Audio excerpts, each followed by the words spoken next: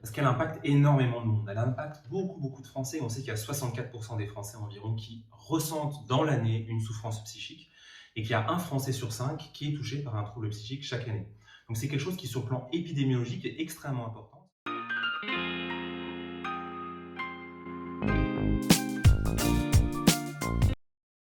Et qui est aussi associé à des conséquences importantes. Parce que vous le savez sans doute, il y a 200 000 tentatives de suicide chaque année en France et plus de 10 000 morts par suicide.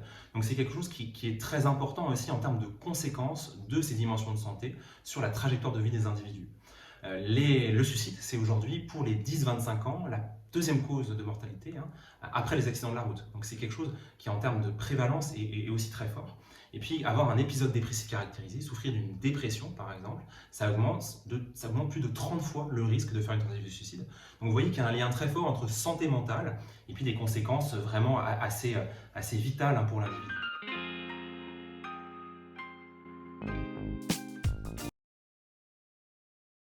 Ça, c'est très important parce qu'en dehors de cette dimension très dramatique et puis en même temps qui est le haut de l'iceberg du suicide, qu'on voit beaucoup, qui est assez spectaculaire, eh bien, il y a aussi plein de conséquences qui sont des conséquences beaucoup plus souterraines, qui sont des conséquences cachées, dissimulées sous beaucoup de choses, du vernis social, des attitudes de prestance, parfois le déni des individus eux-mêmes de souffrir de ces troubles.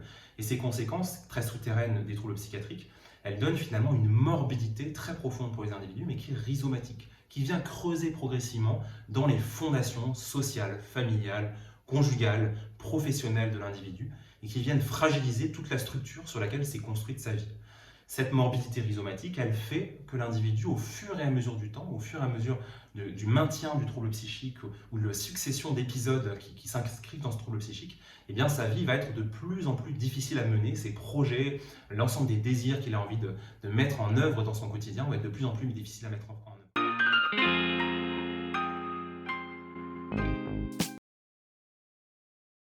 Quelque chose qu'on voit par exemple sur les histoires conjugales.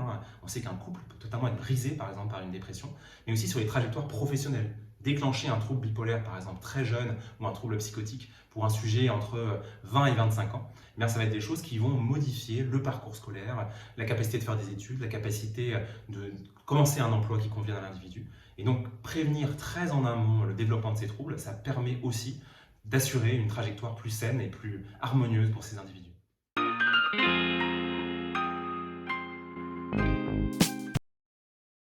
Oui, c'est sûr, parce qu'en fait, l'ensemble des maladies qui peuvent toucher l'individu, que ce soit des maladies très organiques, des maladies d'organes, liées au cœur, liées aux intestins, liées à la vessie, toutes ces maladies, elles impactent l'individu. Mais dans les troubles psychiatriques, il y a une dimension qui s'incruste beaucoup plus dans le contexte sociétal et qui peut être favorisée par certains facteurs sociétaux directement. Il y a des troubles psychiatriques, par exemple, qui sont directement associés à un stress lié à une situation professionnelle. On connaît maintenant l'épidémiologie dramatique du burn-out, par exemple, mais aussi à des stress conjugaux. On sait par exemple la violence contre les femmes, c'est quelque chose d'extrêmement important dans le développement de la dépression pour les femmes ou des syndromes de stress post-traumatique chez ces patientes.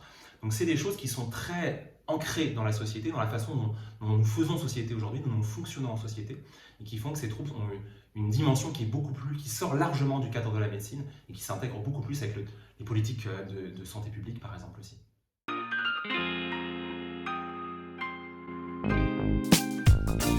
Alors cette instance, elle est très importante, parce que finalement, la psychiatrie, c'est aussi une médecine du sujet jeune. Parce qu'il y a beaucoup de troubles qui débutent dans les premiers symptômes, débutent chez le sujet jeune, et par exemple, qui débutent au début de l'adolescence ou à la fin de l'adolescence, et pour le jeune adulte, et qui vont finalement se cristalliser dans la vie de l'individu, avec une morbidité qui commence dès les premières étapes de la vie, les premières étapes professionnelles, les premières étapes sociales, pour déterminer ensuite tout ce que sera la trajectoire de cette vie.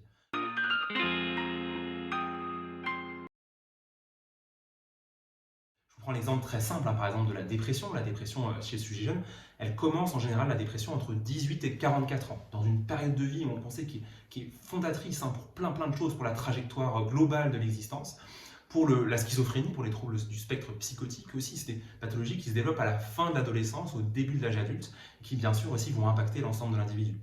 Il y a d'autres troubles qui surviennent plus tard, mais en général, on retrouve quand même les ferments, le début des prémices finalement des troubles psychiatriques assez jeune chez les sujets. Et donc, il y a vraiment des politiques de prévention qu'on peut mettre en place dès les débuts de l'adolescence.